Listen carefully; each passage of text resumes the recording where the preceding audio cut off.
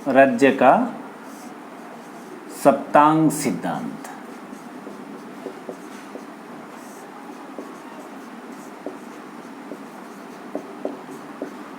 अन्य विचारकों की भांति कौटिल्य भी राज्य की उत्पत्ति है वो सामाजिक संविदा का परिणाम मानते हैं कि राज्य की उत्पत्ति है वो संविदा के तहत हुई है, यानी समझौते के अंतर्गत राज्य की उत्पत्ति वो मानते हैं। राज्य की तुलना एक रथ के समान की गई है जिसके अंग होते हैं। रथ के अंग होते हैं या अवयव होते हैं। जिस प्रकार रथ में सारथी होता है, घोड़े होते हैं, उसी प्रकार राज्य को भी एक रथ के समान बताया गया है जिसमें अंग होते हैं, सप्त अंग यानी 7 अंग। तो राज्य के सप्तांग सिद्धांत या 7 अंगों के सिद्धांत, या हम ये कह सकते हैं राज्य का सावयव सिद्धांत। राज्य का सावयव सिद्धांत, अंग्रेजी में इसको कहेंगे organic theory of state. Organ, राज्य के अंग, इसका अन्य नाम है राज्य संपत्ति भी कहते हैं इसको, राज्य संपत्ति।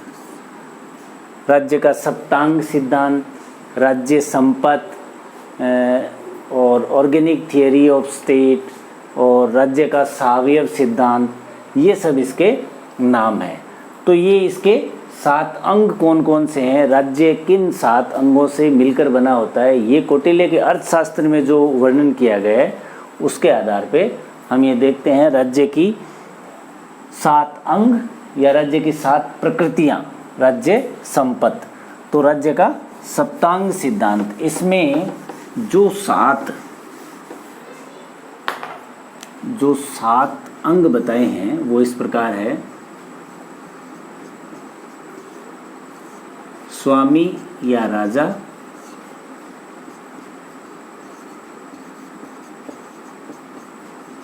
अमात्य, जनपद,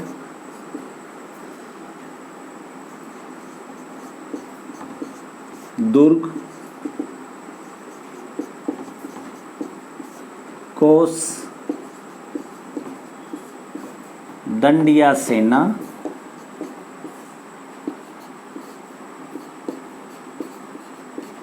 और मित्र, ये 7 अंग राज्य के बताए गए हैं। सप्तांग सिद्धांत में राज्य के 7 अंग ये हैं। अब हम इन पर एक एक करके चर्चा करते हैं। स्वामी या राजा,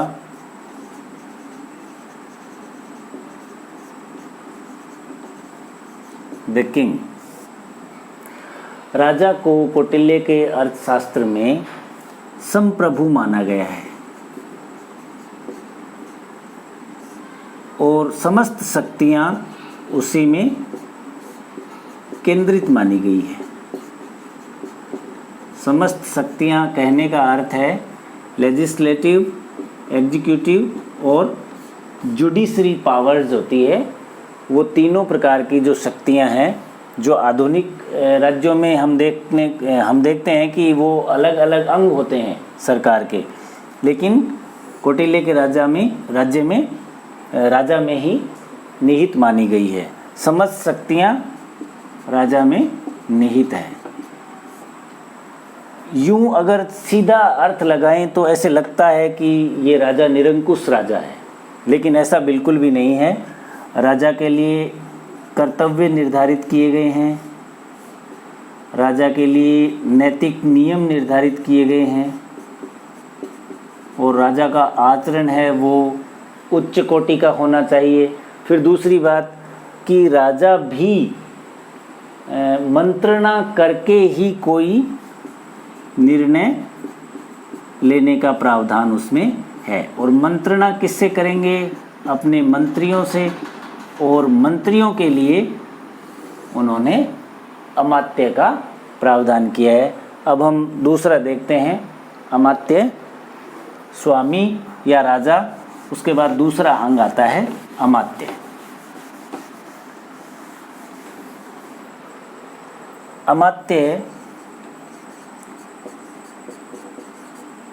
अमात्य का अर्थ होता है मंत्री या प्रशासनिक अधिकारी। वर्तमान के जो राज्य हैं, जो व्यवस्था है, उसके अनुसार हम कहें तो ये मंत्री परिषद के जो सदस्य होते हैं वैसा ही एक पद है अमात्य। अमात्य का मतलब होता है मंत्री, और राजा होते थे वो मंत्रियों की सलाह के पश्चात निर्णय करते थे। तो ये जो अमात्य का पद था ये राज्य की सुरक्षा के लिए बहुत महत्वपूर्ण था और वो इसका ध्यान भी रखते थे। लेकिन इसमें भी एक योग्यता का सिद्धांत है। ऐसा कहा गया है अर्थशास्त्र में कि अमात्य के रूप में योग्यतम व्यक्ति योग्य व्यक्ति को ही नियुक्त करना चाहिए।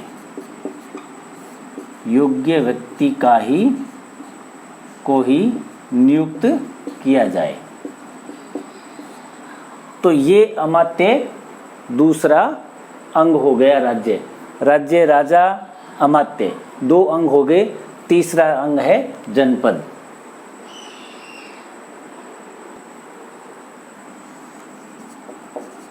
तीसरा है जनपद।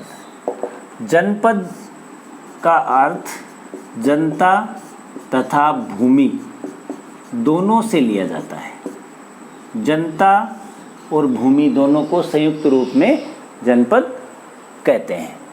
तो जनपद आवश्यक था क्योंकि कोई भी भूमि ऐसी हो जिसमें अगर जनता नहीं रहती तो वो उसको जनपद नहीं कह सकते, और अगर जनपद के रहित कोई राज्य है, बिना निर्जन स्थान है, उसको राज्य कहा ही नहीं जा सकता। तो जनपद के लिए जनता और भूमि दोनों ही आवश्यक हैं।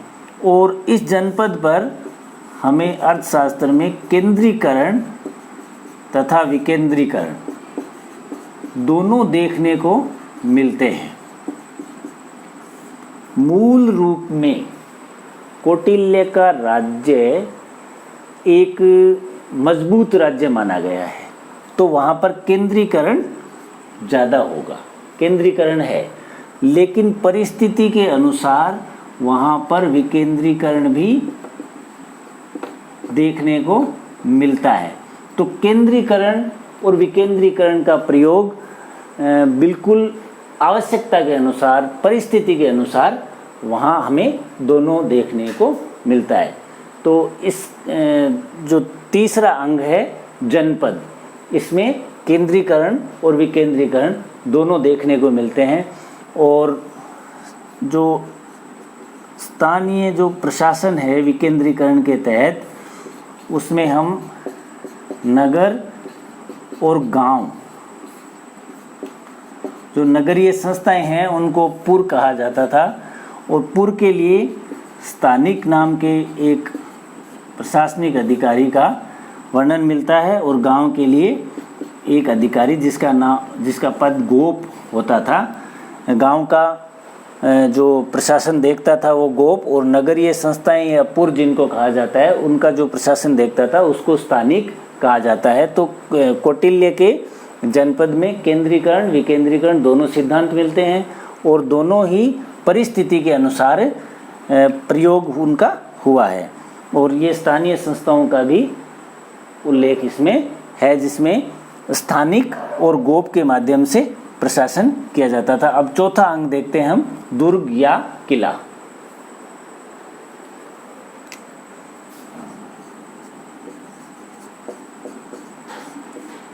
दुर्ग या किला कह सकते हैं हम, फोर्ट। ये राज्य की प्रतिरक्षा के लिए, राज्य की सुरक्षा के लिए या राज्य की प्रतिरक्षा के लिए आवश्यक था।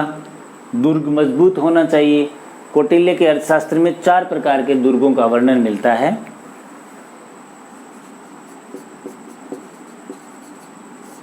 ओदक, गिरि,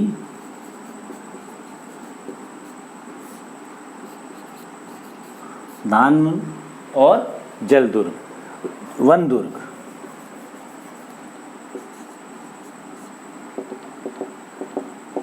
वन दुर्ग जो कि जंगल में हो,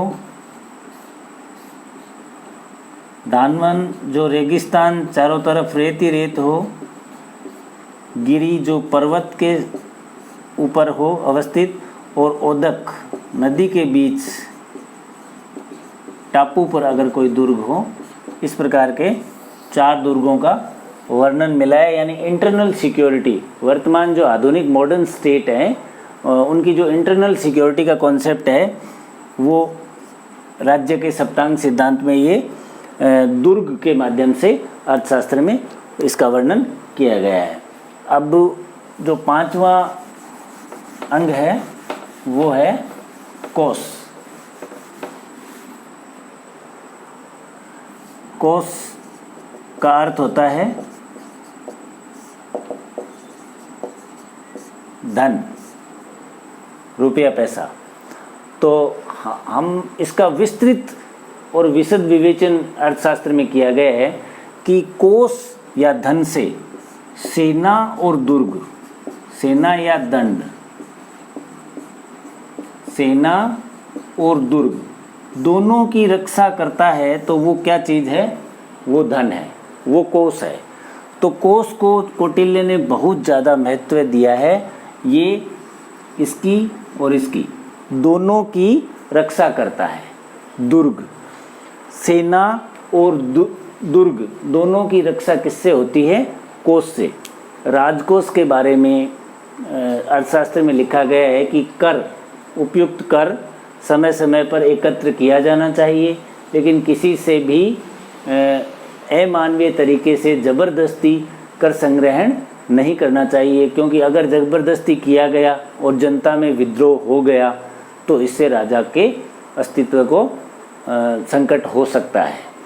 तो इसमें कर संग्रहण की बात की गई है और कर संग्रहण भी औचित्यपूर्ण होना चाहिए। औचित्यपूर्ण कर संग्रहण की अवधारणा अर्थशास्त्र में देखने को मिलती है। और एक जो आपदा,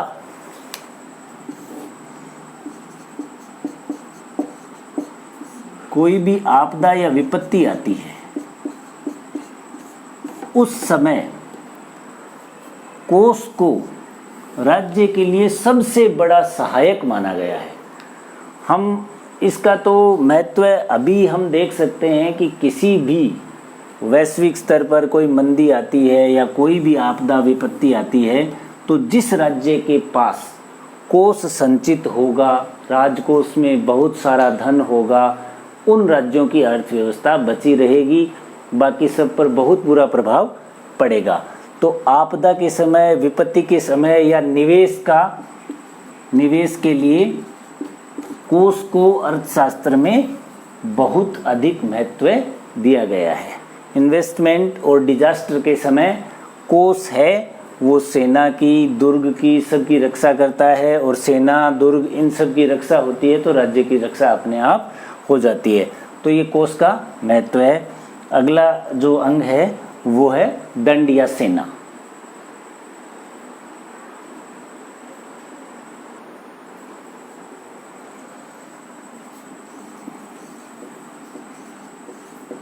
दंड या सेना, ये भी राज्य की सुरक्षा के लिए इसको भी बहुत ज़रूरी बताया गया है। इसको हम कानून कह सकते हैं कि कानून का तो सबको पता है कि कानून जब सभी कोई भी काम नहीं कर रहा होता तब भी कानून अपना काम कर रहा होता है। कहा भी जाता है कि जब सब सो रहे होते हैं तो दंड ही जागता है। तो इससे राज्य की सुरक्षा होती है।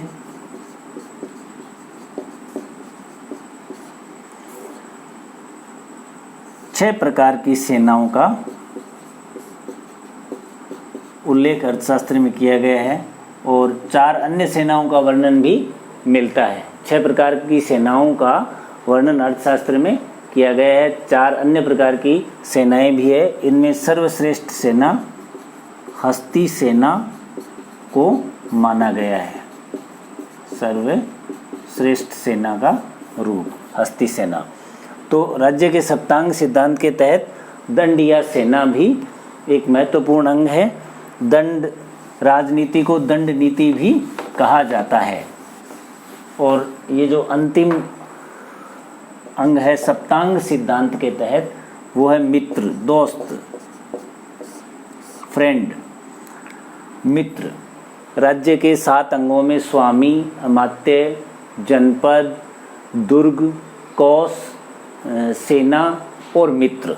मित्र जरूरी है।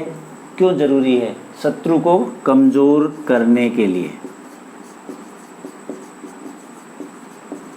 शत्रु को कमजोर करने के लिए मित्रों का होना जरूरी है। मित्र होंगे तो हमें बाहर से आक्रमण का खतरा नहीं होगा, और अगर खतरा है तो भी अगर हमारे मित्र हैं तो हमें उनसे समय पर सहायता मिल जाएगी। तो ये मूल रूप से ये जो सिद्धांत है ये विदेश नीति में बड़ा ही प्रासंगिक है। कौटिल्य ने इसका विस्तृत उल्लेख किया है। मित्र शत्रु को कमज़ोर करने के लिए होते हैं, और मित्रता भी कौटिल्य ने कहा है कि स्थायी नहीं होती। हमेशा मैत्री होती है, वो स्थायी नहीं होती है। केवल हित स्थायी होते हैं। मैत्री स्थायी नहीं होती, केवल हित स्थायी होते हैं। अब वर्तमान में भी इसका उपयोग हम विदेश नीति हो चाहे राजनीति हो, उसमें देखते हैं कि राजनीति में अलग अलग दल होते हैं और उन दलों से संबंध व्यक्ति होते हैं। लेकिन ये बात बिल्कुल सही है कि उन दलों में या किसी व्यक्तिगत सदस्य में ये जो मैत्री का सिद्धांत है ये स्थायी नहीं है, हित स्थायी है। अगर हमारे हित ए दल के साथ हैं तब तक हम ए दल में रहेंगे, और अगर बी से हमारे हित संबंधित हो गए तो हम बी दल में आ सकते हैं। ये आज भी प्रासंगिक है कि मैत्री स्थायी नहीं होती, केवल हित स्थायी होते हैं। और मित्र क्यों होने चाहिए? क्योंकि इससे जो दुश्मन देश है या शत्रु है उसका पक्ष कमज़ोर हो जाता है, तथा समय पर हमें अगर संकट आ जाए तो राज्य को सहायता होती है। तो ये राज्य के सप्तांग सिद्धांत के तहत 7 सिद्धांत यानी राज्य के अंग, राज्य के 7 अंगों का वर्णन है। और मित्र की विदेश नीति से संबंधित ही एक विदेश नीति का मंडल सिद्धांत है, वो हम अगले वीडियो में पढ़ेंगे।